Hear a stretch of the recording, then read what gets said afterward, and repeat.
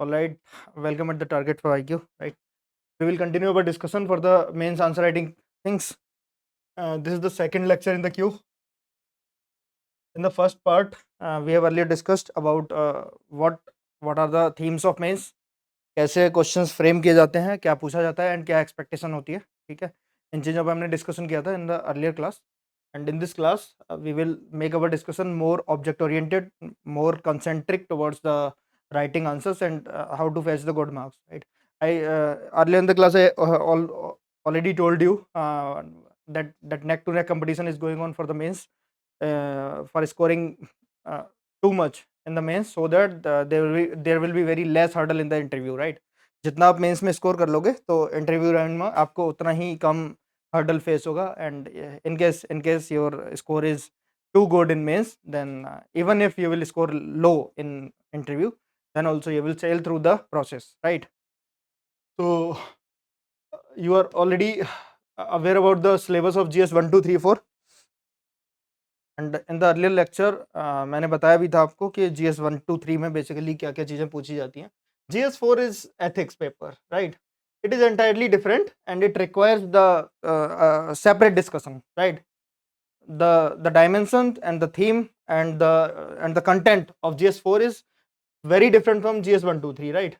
This tests your ethical awareness and these test your analytical awareness about the history, geography, society, and social issues, justice, all right, constitution, polity, governance, internal security, international relations. All these things are covered under the themes of GS 1 2 and 3, which requires separate discussion. I will tell you what to do in GS 1, what to do in GS 3, and what to do in GS 4, right?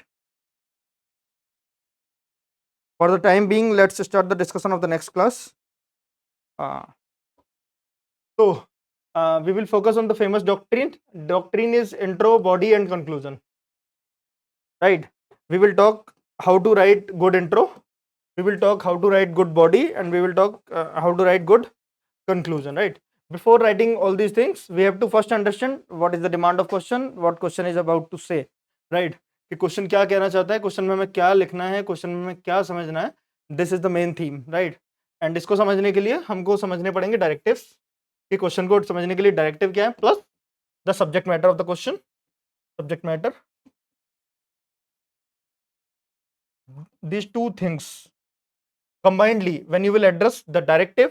Directive का मतलब है कि examiner आपको क्या direction दे रहा है, कि उसमें क्वेश्चन में आपको करना क्या है. मोस्ट ऑफ द टाइम ऐसा होता है कि आपको जस्ट आप देखते हो कि there is a keyword like citizen charter, right? आप कीवर्ड देखते हो SHG, आप कीवर्ड देखते हो लाइक लेफ्ट विंग एक्सट्रीमिज्म. आप you just was the keywords and you start addressing the demand of the question, right? But this is not the case. This is not the case. Once you have the knowledge, you need to organize the knowledge. And once your organization is correct, once your delivery is perfect, like directives tells you how to deliver and what to deliver. And if you know this, the delivery part, then the things are okay. Things will be go in the right direction, right? So this is the thing, subject matter plus the directions, the directive. So these are the 2 points which I really want to discuss with you, and so that you can do good in the mains examination, right? I guess the result of Uttarakhand PSC is about to come, and let's take some questions for the further discussion. All right, this is the last year paper of Uttarakhand mains, and I will let you know what they are trying to say. Look at this question. Evaluate the policies of government of India regarding the promotion of food processing and related industries. Look at the keyword. They want us to evaluate. And evaluation किस चीज़ का होता है? किसी policy का, किसी programme का, है ना? कोई नीति चली आ रही है, कोई गवर्नमेंट की ऐसी योजना आई है ना? या फिर कोई डॉक्ट्रीन है, जैसे इंडिया का न्यूक्लियर सिक्योरिटी डॉक्ट्रीन है, या फिर इंटरनल सिक्योरिटी डॉक्ट्रीन है ना? जैसे इंटीग्रेटेड थिएटर कमांड्स हैं. इन सब चीज़ों का होता है एवेल्यूएशन. एवेल्यूशन का मतलब होता है मूल्यांकन करना. जब किसी चीज़ का आप मूल्यांकन करते हो तो आप क्या करते हो? उसके गुण और दोष देखते हो, इसमें क्या गुण है, इसमें क्या दोष है और क्या होना चाहिए. This is the process of evaluation, right? evaluation ka the first step of evaluation is the what are the outcomes. If there is something in existence, कोई ऐसी चीज एग्जिस्टेंस में है जिसको आपको मापना है, जिससे आपको फर्दर गाइडेंस मिले। जैसे सरकार की मान के चलो कोई नीति है, जैसे प्रधानमंत्री आवास योजना है, इसमें कुछ बेनिफिशियरीज हैं लेकिन कुछ लोग छूटे हुए हैं। तो पहले आप इसका मूल्यांकन करने से पहले आप देखोगे कि what is really missing, what really requires. So this is the evaluation, right? And evaluate the policies of government of India regarding the promotion of food processing and related industry like खाद्य प्रसंस्करण और संबंधित जो industries हैं उनको प्रोत्साहन देने के लिए जो गवर्नमेंट की जो पॉलिसीज हैं उनका हमको मूल्यांकन करना है। उन पॉलिसीज के क्या फायदे हो रहे हैं, कैसे लोग उनसे अफेक्ट हो रहे हैं, कैसे इंडस्ट्रीज बढ़ रही हैं, but still there are bottlenecks, there are some drawbacks, there are some कुछ ऐसी खामियां हैं उनमें जिनकी वजह से जो प्रॉपर जो ग्रोथ रेट है, जो CAGR है, annual growth rate of these industries is still less. तो आपको ही अपनी पॉलिसी जो जो मूल्यांकन आप करोगे, एवेल्यूएशन के आपको पॉइंट रखने हैं, एवेल्यूएशन के पॉइंट्स रखने हैं, उन एवेल्यूएशन के जो आप आर्ग्यूमेंट्स दोगे उन पे बेस्ड आपको अपने एग्जांपल्स को रखना है, उन पे बेस्ड आपको अपने स्टैट्स बताने हैं, ठीक है। And at last you need to tell what need to do, क्या हमको करना चाहिए, एक अच्छा वे फॉरवर्ड। एक अच्छे वे फॉरवर्ड में क्या होता है, वे फॉरवर्ड इज सिंपली आप एक बार जब आपको वे फॉरवर्ड लिखना है तो आप खामियां लिखो पहले। जब खामियां लिखनी है तो बस खामियों को वे फॉरवर्ड से मैप कर दो। जैसे अगर डिलीवरी में जैसे कोल्ड चेन नहीं है, जो कोल्ड चेन नहीं है, तो अगर कोल्ड चेन का डेवलपमेंट करना है for the food processing industry, what you will say, agri infrastructure fund, है ना, FPOs, इनको फंडिंग ज़्यादा बढ़ानी है, इनके फंडिंग के माध्यम से टेक ट्रांसफर करना है, टेक ट्रांसफर करके स्टैब्लिश करना है कोल्ड चेन को, and once the cold chain will be establish then the food processing industry will grow, right? That so you need to think like that, think analytically at the same moment and think fast. Like when the setup is for 3 hour and you need to write almost 4,000 words, this is somewhat less in the PCS examination, UK PCS examination. It's around 2,800 or 2,750, right? So these many words if you need to write in the mains examination, जब आपको इतने सारे words को लिखना है mains exam में, जब आपको बताना है इतने एग्जाम में, तो you need to think fast and you need to write fast. अब जो जल्दी लिखना है, चीजें जल्दी डिलीवर करनी है, तो उसके लिए आपको मतलब एक जो प्रोसेस है, आपको थिंक फास्ट करना है। और थिंक फास्ट में क्या करना है, think fast that I will tell you, I will let you know. मैं आपको बताऊंगा कि आपको क्या जल्दी सोचना है। अब आपका जो ब्रेन ट्रेनिंग है वो उस डायरेक्शन में होना चाहिए कि आप सही सोचो, एग्जैक्ट सोचो और उसकी डिलीवरी सही टाइम से करो, right? This is one thing. Like let's take another example, like Bharat में भूमि सुधारों के क्रियान्वयन में प्रमुख चुनौतियां कौन सी हैं, इन चुनौतियों के निस्तारण हेतु सुझाव दीजिए। Like this is very straight forward question and anyone can understand. What are the important challenges faced in the implementation of land reforms in India? Give your suggestions to remove these challenges. Land reform is the part of paper number 3, right? And in paper 3 you will find separate unit for agriculture. In agriculture it will come as the land reform. Land reform मतलब basically land sealing की गई है, जमींदारी को खत्म किया गया है, और इनके कुछ कुछ ड्रॉबैक्स रह गए हैं। Even after the land ceilings there are some channels जिनमें बहुत ज़्यादा लैंड है अभी भी लोगों के पास, है ना, वो कंप्लीटली डिवाइड नहीं हुई है ना।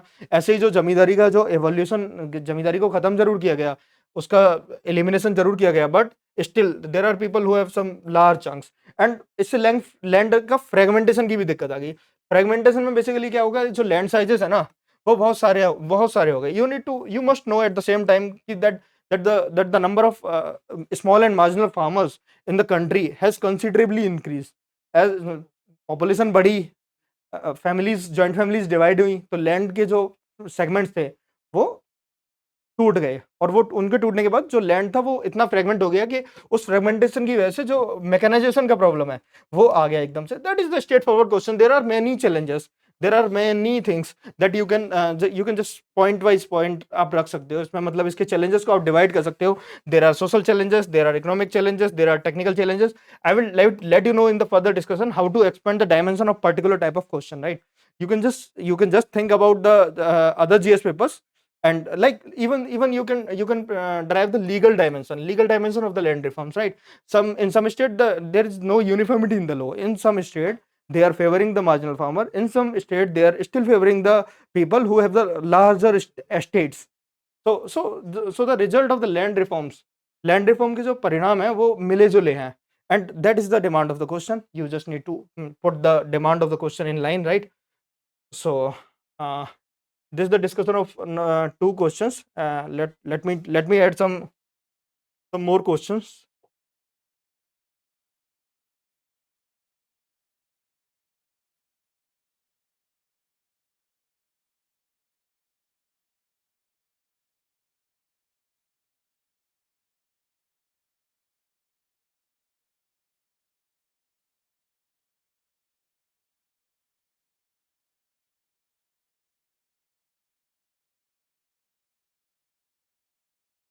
Fine. Look at the question number 13. This is the eight marker, and they used to ask it in 100 words, right? So here they ask us to explain the constitutional perspective of social justice with the help of relevant constitutional provisions. So they are asking what are the constitutional provision for the social justice, and what is social justice? Our preamble talks about the socio-economic, political, right? Even the preamble talks about justice, and to ensure the justice, social justice, they enshrined for the DPSPs, right? Directive Principle of State Policy. There are many directives from Article number 36, I guess, from last 50, right?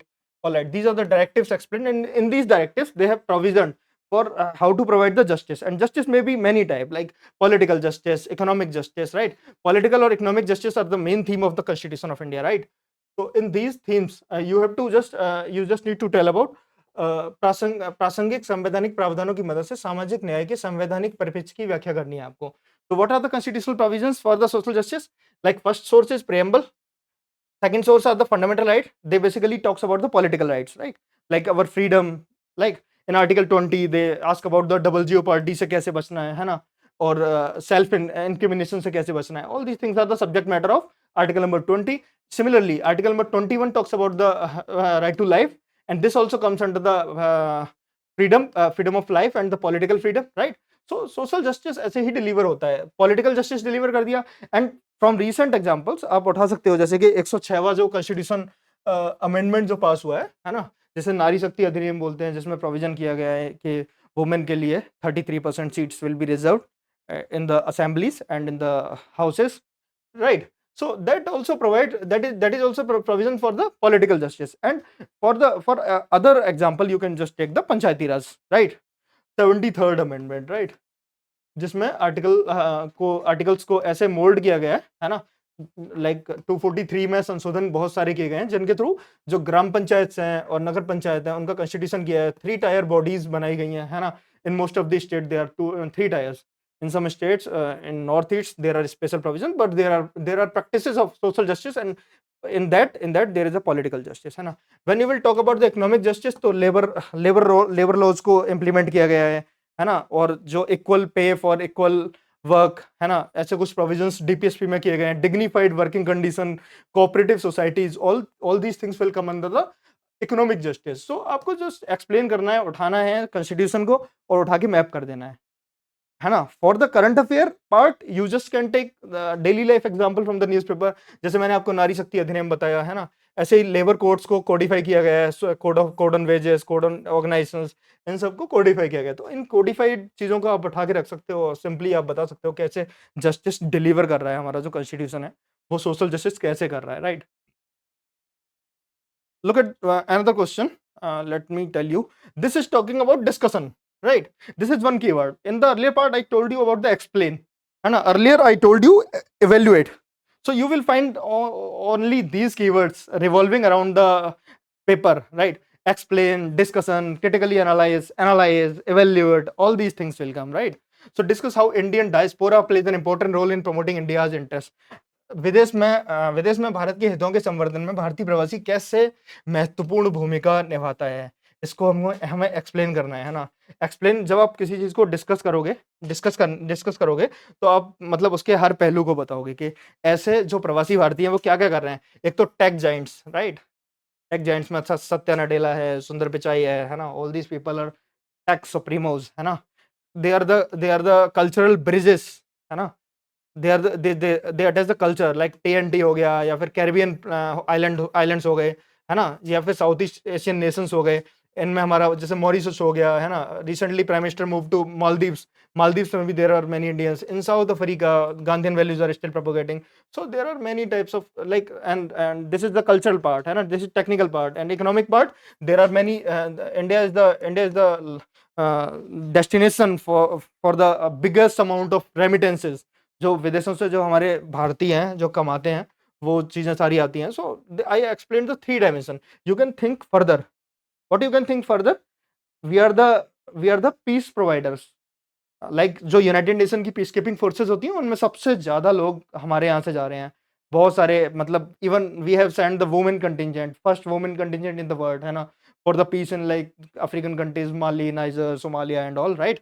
You all know, if you're following the current affair part, है ना, आप किसी भी exam के लिए पढ़ रहे हो, चाहे वो पीसीएस है, यूपीएससी है, अगर आप करंट अफेयर फॉलो करते हो तो आप डेफिनेटली आप इन चीजों को रिकॉल कर सकते हो. And recalling is the, I will tell you how to recall.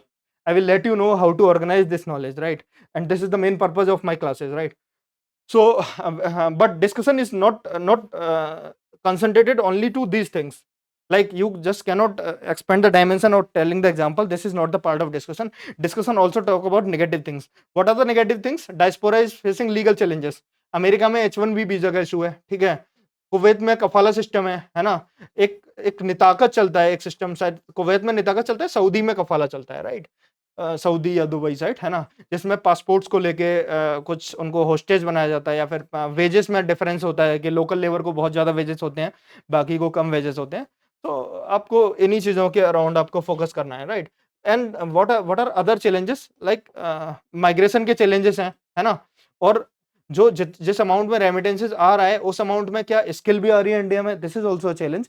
Like diaspora सिर्फ पैसे भेज रहा है, स्किल नहीं भेज रहा है. या फिर कल्चर हमारा कितना कनेक्ट हो रहा है, हमारा सॉफ्ट पावर जो है, जो जिसकी आजकल की फॉरेन पॉलिसी में बहुत इंपॉर्टेंस है, सॉफ्ट पावर हमारी कितनी फ्लो हो रही है, या फिर हम उस सॉफ्ट पावर का हम एडवांटेज ले भी पा रहे हैं या नहीं भी ले पा रहे हैं, right. All these things comes under the analysis of the discussion, right.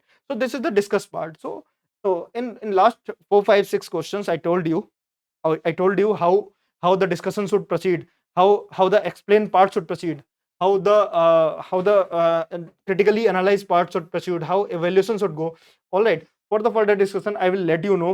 I will exactly let you know what are the common keywords which used to ask in attached by the subject matter of the question. Right. Before starting this lecture, I told you 2 3 things. One was the directive, जो आपको दिया जाता है, and other part is subject matter, क्या पूछा जा रहा है, एंड इन दोनों का जो कॉम्बिनेशन होता है उसको मिला के आपको डिलीवरी देनी है एग्जामिनर को, राइट. और डिलीवरी में जब एग्जैक्ट एक्सप्रेशन होगा, लाइक जैसा मैं ऐसे में भी बताया आपको, exact expression, orderly fashion, these things matter in the mains answer writing also, especially in the GS 1 2 3. I will take different session on GS 1, GS 2, GS 3. Okay, before going further, I will let you know what are the common directives, and let's talk about these directives. All right.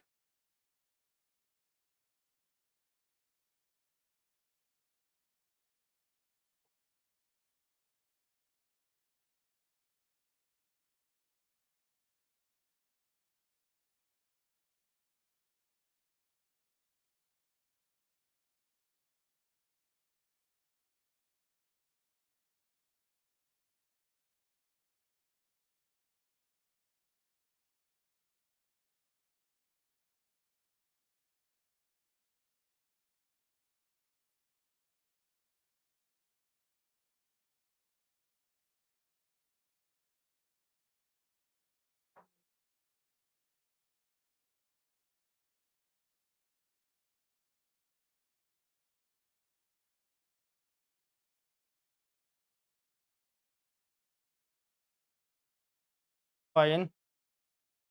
So it is taking some time to open the new PDF, right? Fine. Fine. Let's take some further discussion.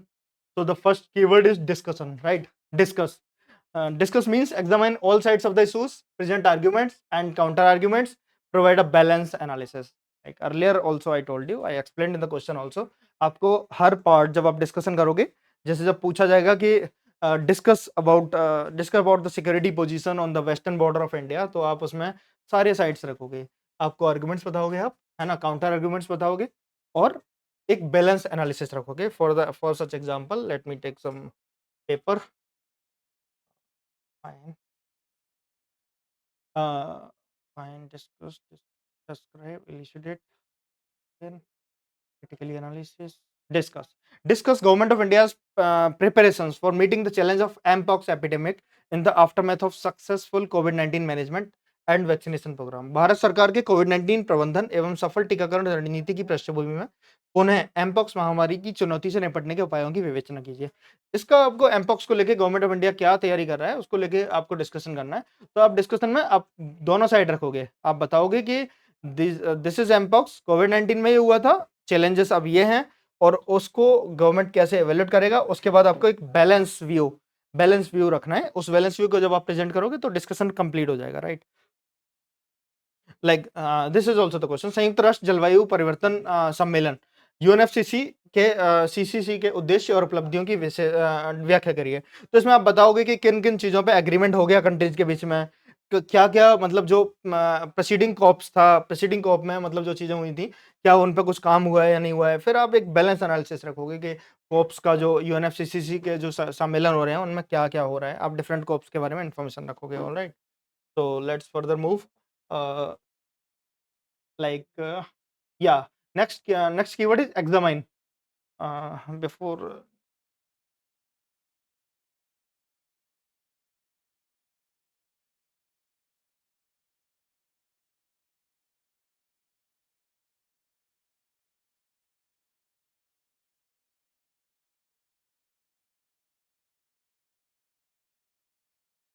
So the next keyword is examine. Examine का meaning होता है probe deeper into the topic, analyze how and why something happens, it causes mechanisms and consequences. Like जब हम किसी चीज को examine करते हैं, एग्जामाइन बेसिकली हमको कोई भी टॉपिक हो जो दे रखा है, जैसे आप for example for such example आप उठा सकते हो कि जो साइबर सिक्योरिटी है, साइबर सिक्योरिटी जो डॉक्ट्रिन है इंडिया का, उसे हमको अगर एग्जामिन करना है तो उसमें आपको how and Y something happens, कैसे साइबर थ्रेट्स आते हैं, क्या चैलेंजेस होते हैं साइबर सिक्योरिटी के, वो क्यों होते हैं, ठीक है, उनके आपको कॉजेस बताने हैं, क्या मैकेनिज्म्स हमारे पास उपलब्ध हैं साइबर सिक्योरिटीज के लिए, चाहे वो सर्टेन है या NC4C है या फिर साइबर सुरक्षा पखवाड़ा जो सेलिब्रेट करना शुरू हुआ है या मनाना शुरू हुआ है for the awareness.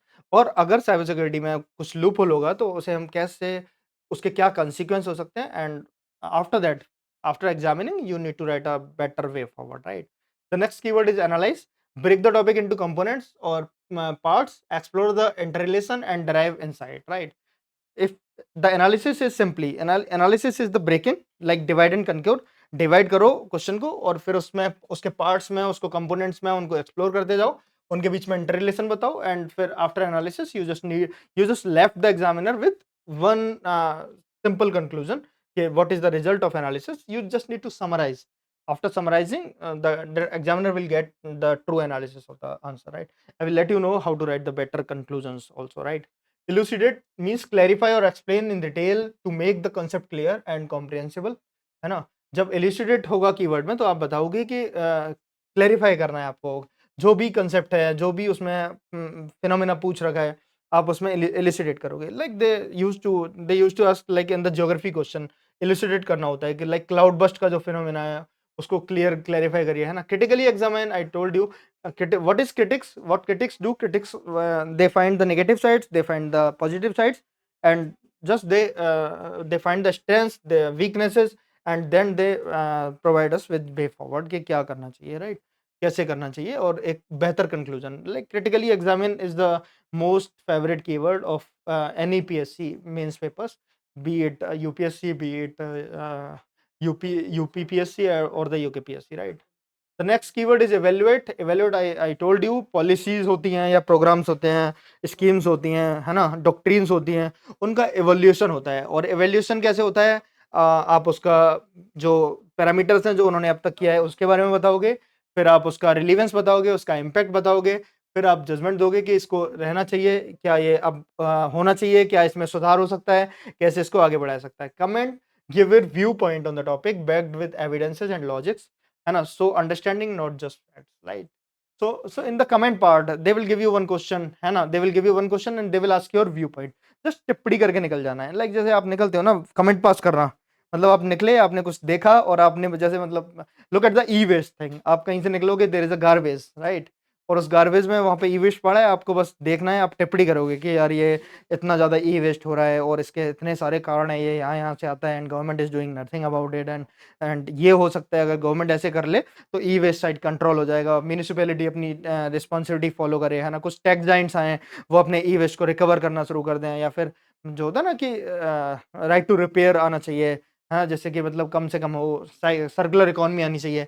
All these things you will just say at the moment, like momentary thinking, your momentary view point, and the comment part show your ideological depth और थॉटफुल डेप्थ जो आपकी होती है उसको वो टेस्ट करता है। Justify, provide evidence और argument to support a given statement और position. Like in this justify part you may agree और disagree, justification is like that. आप जो भी आप जस्टिफिकेशन दोगे आपको उसके लिए एविडेंस देने पड़ेंगे, आर्गुमेंट्स देने पड़ेंगे, और आपको फिर डिफेंड करना पड़ेगा या फिर बताना पड़ेगा जो आपकी पोजीशन है उसको रखना पड़ेगा। Explain part, I told you, make the concept clear by describing causes, process and significance. इसमें आपको एक्सप्लेन करना है। Illustration is support an idea with example, causes और data. Illustration is like showcasing the case studies, showcasing the real things. Illustration is like that. Like to make the जो examiner जो होता है उसको बहुत ज़्यादा अगर डोमेन नॉलेज नहीं है तो आप उसे किसी एक पर्टिकुलर क्वेश्चन को आप कैसे बताओगे, क्या चीज़ें होंगी उसमें, कैसे वो बढ़ेगा आगे उसे समझने के लिए, तो उसको मतलब the layman understanding, to develop the layman understanding you need to present some example, cases, data, right? For example like drought ले लीजिए आप, ड्रॉट की जो प्रॉब्लम है विदर्भा में है, बुंदेलखंड में है ना, एंड उसको आप कैसे बताओगे चैलेंजेस क्या हैं ड्रॉट के, तो आप ड्रॉट्स को सीधे वहां से उठाओगे और केस स्टडीज दोगे कि these are the case studies, like they may ask about the illustration about the success of the programs, success of government program policies, doctrines, है ना, उनकी सक्सेस को लेके आप उसका एक इलस्ट्रेशन दे सकते हो कि ये हुआ है, ये हुआ है ना, right? Highlight, bring attention to the most important and significant aspects, right? Enumerate, provide a list और आउटलाइन। जब वो इन्यूमरेट करने के लिए बोले तो जनरली वो पूछेगा कॉजेस, लाइक जैसे अर्बन फ्लड है, अर्बन फ्लड के क्या क्या कॉजेस हो सकते हैं, है ना, उनको आपको इन्यूमरेट करना है, एंड आपको जस्ट इन्यूमरेशन पे नहीं छोड़ देना है। इन्यूमरेशन के बाद आपको एग्जांपल्स देने हैं, एग्जांपल्स के बाद आपको सॉल्यूशंस देने हैं, सॉल्यूशंस के बाद एक बेटर कंक्लूजन लिखना है, then only your answer will be complete. Like assess and evaluation are the like important almost similar things। जब आप किसी चीज को असेसमेंट करते हो तो असेसमेंट में आप मतलब सारी चीजें, इम्पैक्ट है ना, फिर कंक्लूजन है उसका, फिर उसका उसको इम्पोर्टेंस बतानी है उसकी कि इसका ये इम्पोर्टेंस है, फिर आप मतलब उसमें कुछ खामियां हैं उनको भी रखना है ना। Critically analyse, already told you, break down and examine each part with criticism and insight, right? Then offer a reasons opinion, ठीक है? जब आप क्रिटिकली एनालाइज करोगे चीजों को तो आप फिर दोनों पक्ष रखोगे कि these are the positive side and these are the negative side. Okay, so before moving further in the directives part, let me introduce you with some proper examples, right? Look at this question. Bharat का संविधान संविधानवाद को दृढ़ता पूर्वक स्थापित करता है। इस कथन की व्याख्या करनी है। इसको हमें एक्सप्लेन करना है, and I told you in the explain part. Look at the explain things, right? All right. Explain. Make the concept clear by describing causes, process, and significance. First, you need to tell what is constitutionalism. आपको बताना है कि constitutionalism क्या होता है, constitutionalism के लिए हमने क्या प्रोविजंस कर रखे हैं, हमारा संविधान उसको कैसे सपोर्ट करता है ना। तो what is constitutionalism? Constitutionalism simply the rule of constitution. Like क्या क्या होना चाहिए कॉन्स्टिट्यूशनलिज्म में? एक तो सॉवरेन पावर होनी चाहिए, है ना, people's republic and the republic of India है हमारी कॉन्स्टिट्यूशन में प्रोविजन, है ना। सेपरेशन ऑफ पावर होना चाहिए, like there must be separation of power among the executive, judiciary and legislature, है ना। सेपरेशन ऑफ पावर डॉक्ट्रिन हमारे यहाँ पे है ही, है ना। प्लस रूल ऑफ लॉ आना चाहिए, है ना। Article number 13, article number 21, right to life, that also procedure that covers the procedure established by law, right? So we need to understand all these things like the rule of law, strict separation of power, है ना, no monarchy, है ना, sovereign republic, sovereign power should be with the people, right? These are the constitution's domain, है ना। social justice, justice होना चाहिए, सबके साथ न्याय होना चाहिए, that is the theme of constitutionalism. And फिर आप मैप कर सकते हो, मतलब फिर आप जब इसको बताओगे तो आप सिंपली बता सकते हो कि कॉन्स्टिट्यूशन में क्या क्या प्रोविजन है। लाइक प्रियम्बल, प्रियम्बल से सोशल जस्टिस आता है, लिबर्टी आती है, इक्वालिटी आती है, डेमोक्रेसी आती है, सेकुलरिज्म आता है ना, और पॉलिटिकल राइट्स आते हैं, है ना। फिर आप फंडामेंटल राइट्स की बात करोगे, आर्टिकल नंबर 13 ये रूल ऑफ लॉ की बात करता है ना। और आर्टिकल नंबर 21 ये बात करता है procedure establish by law. Then you will go to DPSP. DPSP talks about the democratic justice, economic justice, like wages, equal pay, environmental rights, all right, all these things are covered under the DPSP. Then you will go in the article number 324 जिसमें election commission है, independent election commission, जो ensure करता है कि सबको democratic sovereign power हो, लोग चुनी हुई सरकारें इलेक्ट की जाए, राइट। ऐसे ही जुडिशरी, जुडिशरी हमारे यहाँ पे इंडिपेंडेंट है। They use to analyse the doctrines and legislatures, whatever laws act जो पार्लियामेंट क्रिएट करता है उनको वो एक बेसिक स्ट्रक्चर डॉक्ट्रिन पे उनको टेस्ट करते हैं। और judicial review, right, judicial review is one of the feature of constitution which secures the fundamental right of people. Article number 32 में और आर्टिकल नंबर 226 में हाई कोर्ट्स कवर करते हैं, एंड 32 में सुप्रीम कोर्ट कवर करता है ना। तो ऐसे करके हमारा जो कॉन्स्टिट्यूशन है, जो कॉन्स्टिट्यूशनलिज्म है, that is enshrined in the constitution itself, right. And when you explain these things, you need to present the examples, you need to present the themes, you need to dig deep into constitution, even the right to property in 300A, all right. You need to just present the different domains of constitution and which ensure the constitutionalism. Like I told you how social justice है ना, sovereign republic, independent judiciary है ना। ऐसे ही like जैसे जो strict separation of power है, separation of power doctrine है, इसमें तीनों ऑर्गन्स में कैसे सेपरेशन हो रखा है। उसमें आप लेजिस्लेचर के राइट्स अलग बता सकते हो, कैसे लेजिस्लेचर इंडिपेंडेंटली काम करता है, पार्लियामेंट कैसे काम करती है, एंड पार्लियामेंट को क्या क्या पावर्स हैं लॉ को चेंज करने की, लॉ को बढ़ाने की, है ना। ऐसे ही आप बात कर सकते हो जुडिशरी की, इंडिपेंडेंट जुडिशरी कैसे काम करती है ना, कैसे उनके जो फंड्स होते हैं वो चार्ज ऑन द जो कंसोलिडेटेड फंड ऑफ इंडिया होता है उस पर वो एक्सपेंडिचर चार्ज ऑन होता है, तो उनकी इनकम सिक्योरिटी रहती है, उनके टेन्योर उनके डिसाइड्स होते हैं, है ना। इम्पीचमेंट का प्रोसीजर होता है जो उनके टेन्योर को सिक्योर करता है। Like when there will be a major constitutional violation, then only the justices can be impeached, right. Recently, for your refreshment, I can tell you there's a impeachment is going on in our parliament for the Justice Verma, right. There was a lot of case उनके घर पे मिला था, है ना। Recently जब आग लगी थी तो उनके घर में बहुत सारा केस जल गया। उसके जलने के बाद ऐसा लगा कि जुडिशरी में भी कुछ ना कुछ फ्लॉज हैं।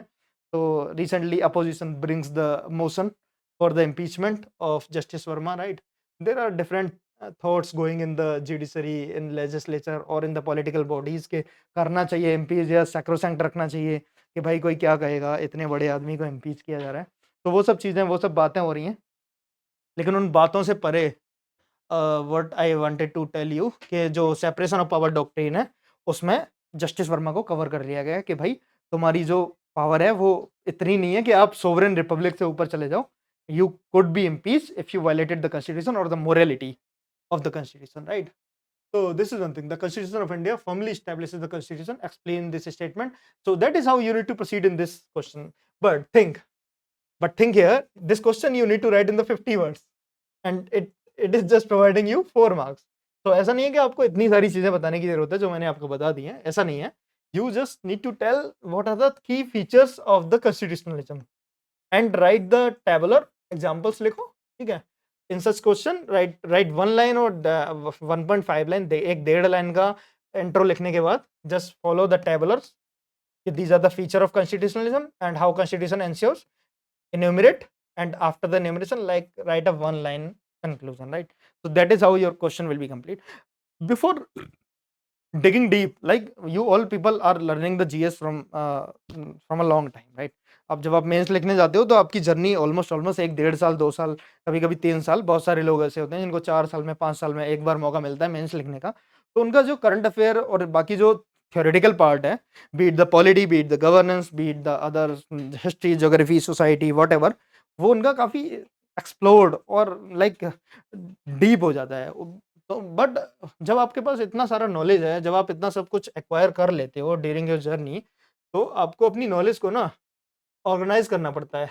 जब नॉलेज आप ऑर्गेनाइज करने के लिए जाते हो तो आपको मतलब आपका जो भावनात्मक बुद्धिमत्ता है वो कभी-कभी पेपर में जवाब दे जाती है। आप सीधे बर्स्ट कर जाते हो। आप गए पेपर में और नॉलेज का ब्लास्ट लेके वो बस टूट पड़े क्वेश्चन में। उससे क्या होता है, क्वेश्चन का ना बैलेंस बिगड़ता है। जैसे अगर मैं मतलब ये 50 वर्ड है, 50 वर्ड में मैंने आपको बताया कि कैसे आप एक टेबुलर बना के डायमेंशंस को ज्यादा खोल सकते हो। वहीं आप अगर ऐसे लंबे लंबे पैराग्राफ लिखने जाओगे ना और एग्जाम्पल देने लगोगे तो उसका स्पेस खत्म हो जाएगा। और जो 50 वर्ड की लिमिट है ना वो भी मतलब लाइक बहुत छोटे पड़ जाएंगे और examiner will not feel the complete.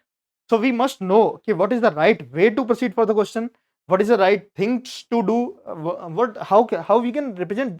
जो कहते हैं ना गागर में सागर भरना, गागर में सागर भरना आना ही चाहिए आपको, है ना।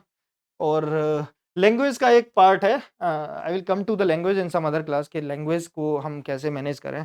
लाइक कुछ लोगों का रहता है कि जो हिंदी है, हिंदी भाषा में जो प्रश्न लिखते हैं, हिंदी की जो एक्सप्रेसिव पावर है वो थोड़ी कम है। हिंदी में हमें मतलब बहुत ज़्यादा शब्द लिख जाते हैं और कंटेंट कम रह जाता है।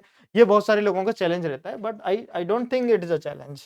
इन Hindi also you can be more effective if you know what to write or what not to write, what you need to left, what you need to introduce, right? So this is one question I talked about. Let's take another question। नागरिक charter की सुशासन में भूमिका का आलोचनात्मक परीक्षण करें। आप अन्य कौन से व्यवहार्य विकल्प सुझाएंगे? Critically examine the role of citizen charter in good governance. What other viable alternatives would you suggest? है ना? So this question is about citizen charter. How many of you? I don't know how many of you do actually talked about the citizen charter earlier. कभी किसी organisation में जाके आपने पूछा है कि आपका सिटीजन चार्टर क्या है?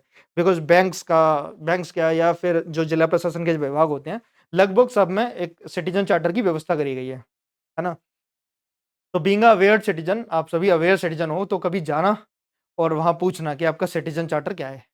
सिटीजन चार्टर बेसिकली क्या होता है कि उसमें बहुत सारी व्यवस्थाएं होती हैं कि जो ऑफिस है पर्टिकुलर जिसका वो सिटीजन चार्टर है, उसकी ड्यूटीज क्या है, वो कितने टाइम बाउंड पीरियड में उन ड्यूटीज को कर देगा, what is the procedure to proceed to take these services, उन सर्विसेज को लेने का प्रोसीजर क्या है। ये तो ऑर्गेनाइजेशन का पार्ट हो गया। उसके अदर पार्ट में क्या होता है कि जो सिटीजन्स होते हैं, सिटीजन्स को क्या करना है, citizens what need to do. जैसे बैंक में आप सर्विस लेने जा रहे हो, तो जहां एक तरफ बैंक को आपको सर्विसेज देनी चाहिए, वहीं आपकी ड्यूटी बनती है कि आप टाइमली केवाईसी पूरे करो, है ना। टाइमली अपने जो लोन्स हैं, आपकी जो ईएमआई है, टाइमली उनको फुलफिल करो, तो बैंक भी हैसल फ्री काम कर पाए और आप भी हैसल फ्री काम कर पाओ। For this citizen charters are decided, right. Citizen charter के कुछ पार्ट्स होते हैं, वो आपको एक फिगर में छोटा सा ड्रॉ कर सकते हो। वो कैसे, गुड गवर्नेंस लाइक इक्विटी हो गया, ट्रांसपेरेंसी हो गया, है ना। ये गुड गवर्नेंस के कुछ पैरामीटर्स होते हैं, इक्विटी, ट्रांसपेरेंसी, है ना, रूल ऑफ लॉ, है ना, ईज ऑफ सर्विस, ये सब गुड गवर्नेंस का पार्ट है।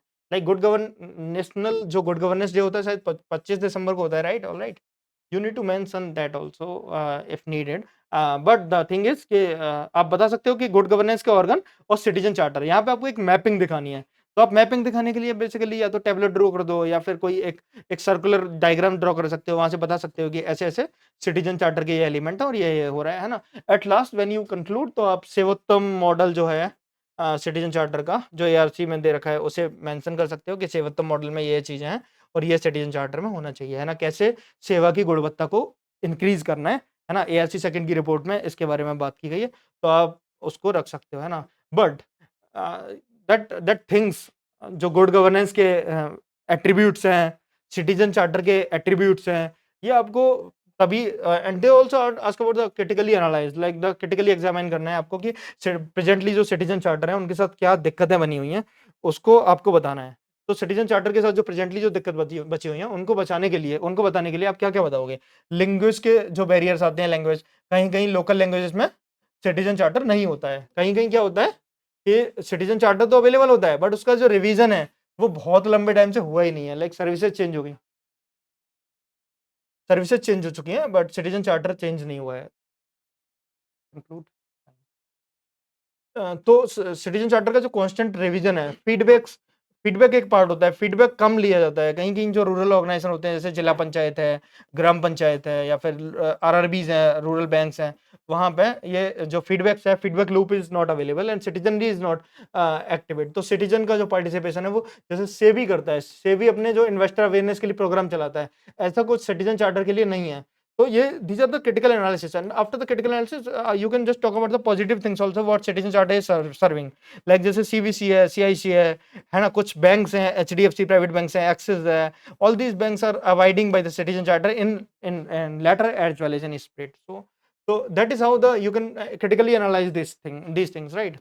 So after the critical analysis, you can just tell about कि आप क्या तरीके बता सकते हो सिटीजन चार्टर कैसे अच्छे बने. And first you have the once you have the drawbacks, you can just tell the examiner कि how we should remove these drawbacks and can find a way forward, right? Way forward is completed, and after the conclusion, the total answer will be concluded. So we have discussed several questions. We have discussed the directives. I told you what are the directives which are essential for the exam, right? So in the next discussion, I will let you know about the introduction. I will let you know how to write good intro. I will let you know how to frame the drafts. Like बहुत सारे बच्चों के problem ये होता है कि वो जब प्रैक्टिस शुरू करते हैं तो प्रैक्टिस सी करते चले जाते हैं, उनको ड्राफ्ट्स लिखना नहीं आता है. तो I will let you know how to write the good drafts for the mains answer writing part. So this is all for the today's class. We will continue further the mains discussion, and after 2 classes we will take discussion independently on the papers like GS 1, 2, 3, and we will talk about the different parts of the GS papers, right? So thank you, and I just request you to follow further PYQs and further try to map the PYQ with the syllabus, and that is how you will get further insight. All right, so thank you, leaving you with a good feedback. You can just comment on my lecture so that I can further improve, right? So thank you so much.